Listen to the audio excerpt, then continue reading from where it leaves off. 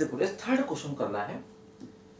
Prove that equation k cos x minus 3 sin x बराबर k plus 1 is solvable only if k belongs to minus infinity to 4। देखो मतलब इस equation का solution मिलेगा अगर k ऐसा है। तो क्या इक्वेशन है? माइनस 3 साइन एक्स प्लस के कॉस एक्स बराबर k प्लस 1। देखो ऐसा ये इक्वेशन है ना। देखो फिर वही है a sine x plus B cos x, तो under root A square plus B square से हम लोग डिवाइड करेंगे। तो क्या होगा? k upon under root 9 plus K square cos x और minus 3 upon under root 9 plus K square sine x और देखो k plus 1 upon under root 9 plus K square से हमने डिवाइड किया। देखो काम किया जाए, अगर हम इसको अल्फा मान लें है ना, तो ये अपने आप ही साइन अल्फा बन जाएगा। अगर हम इस टर्म को अल्फा मान लेंगे तो देखो ये अपने आप ही साइन अल्फा बनेगा, है ना। क्योंकि देखो अगर हम इन दोनों को स्क्वायर करके सम करेंगे तो वैल्यू अपने आप ही 1 आएगी। देखो ये हो गया हमारा क्या, cos x cos अल्फा और minus sine x sine alpha बराबर देखो ये हो गया k plus 1 under root 9 plus K square. अब देखो ये बन गया formula cos of x plus alpha का, ये हो गया k plus 1 under root 9 plus K square. देखो ध्यान दो ये cos का टर्म आ गया, तो इसका मतलब cos की वैल्यू क्या होती है? -1 और 1 के बीच में। तो इसका मतलब इसकी वैल्यू भी -1 और 1 के बीच में होनी चाहिए, है ना। इसकी वैल्यू भी -1 और 1 के बीच में होनी चाहिए, है ना। अब हमें इस इक्वेशन को सॉल्व करनी है और k की वैल्यू निकालनी होगी, है ना। देखो ध्यान दो, अब जैसे क्या करेंगे इस इक्वेशन को सॉल्व करने के लिए, है ना। देखो एक्चुअली ये टर्म पॉजिटिव है, तो पॉजिटिव टर्म से हम इनइक्वालिटी में क्रॉस मल्टीप्लाई करना चाहें तो कर सकते हैं, कोई दिक्कत वाली बात नहीं, है ना। पॉजिटिव टर्म से हम इनइक्वालिटी में क्रॉस मल्टीप्लाई कर सकते हैं, है ना। तो देखो जरा क्या होगा, इसको मिटा रहा हूं मैं यहाँ पर, अभी जरा इसको मिटा रहा हूं मैं, लिखो बच्चों ध्यान से, ठीक है। इसको नोट करो। देखो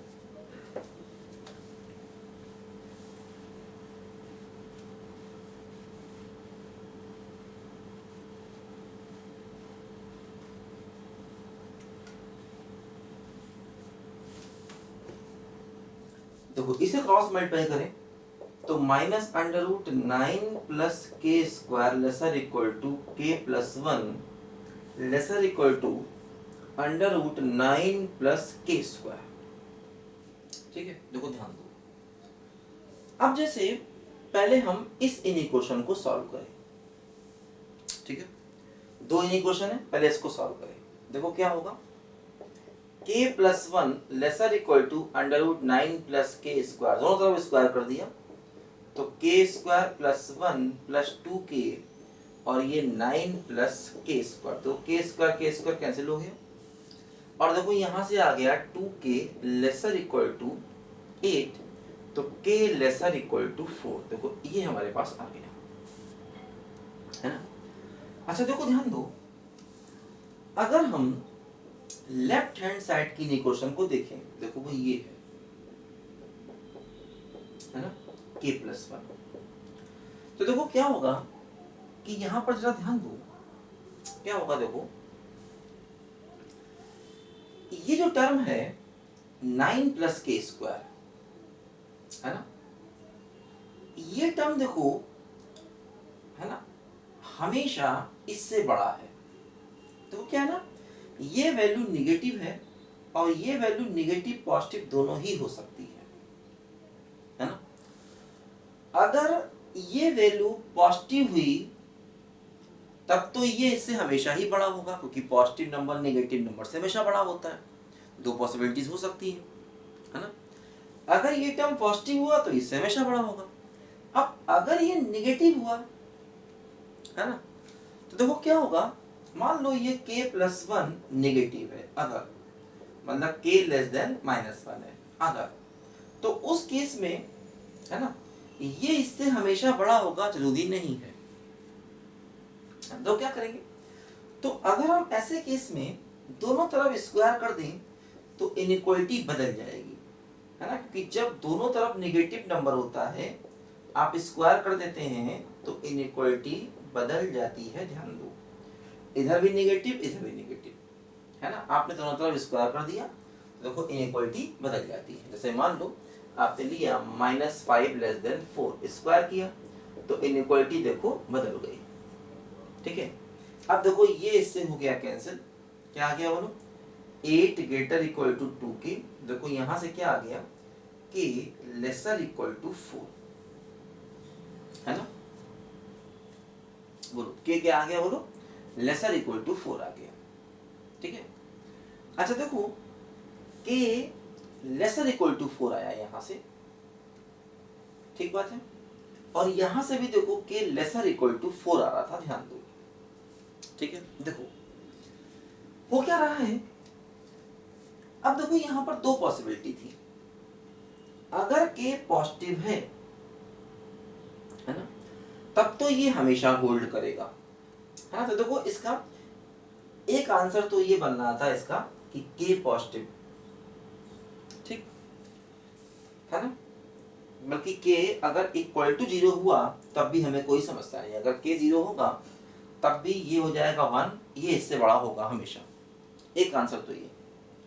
दूसरा आंसर देखो ये था यहाँ पर कि अगर k+1 नेगेटिव होगा, है ना, अगर k+1 नेगेटिव होगा, बोलो, ठीक है ना, एक आंसर देखो ये है कि अगर मान लीजिए हम ऐसा भी कह सकते हैं कि अगर k+1 पॉजिटिव है, ऐसा भी कह सकते हैं कि अगर k+1 पॉजिटिव है तो मतलब k ग्रेटर इक्वल टू -1 है तो ये इनइक्वालिटी हमेशा होल्ड करेगी, क्योंकि अगर k+1 पॉजिटिव है तो ये पॉजिटिव नेगेटिव से हमेशा बड़ा होगा।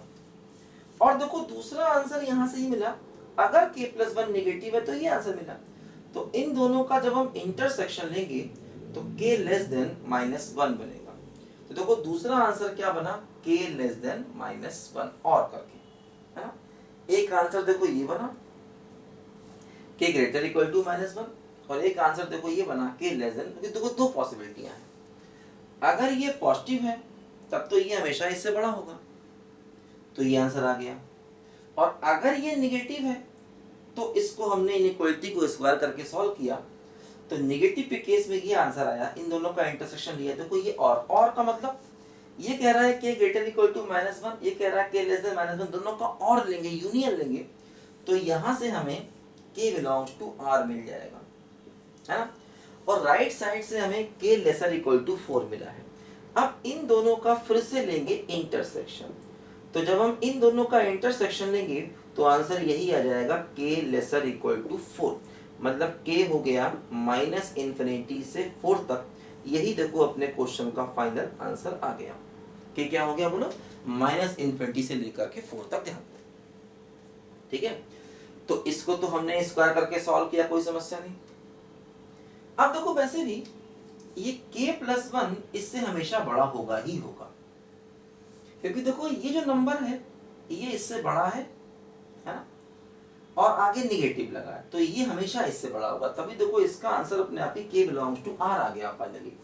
अदरवाइज दो केस में लेके हमने किया, अगर k+1 पॉजिटिव है तब तो हमेशा ही इससे बड़ा, अगर k+1 नेगेटिव है तो स्क्वायर किया, इनइक्वालिटी को चेंज किया, इन दोनों का इंटरसेक्शन लिया तो k लेस देन -1, तो यहाँ से आया k ग्रेटर इक्वल टू -1 और यहाँ से आया k लेस देन -1, दोनों के बीच में और लगा हुआ है, तो मतलब कुल मिलाकर के इन दोनों का union k belongs to r हो गया।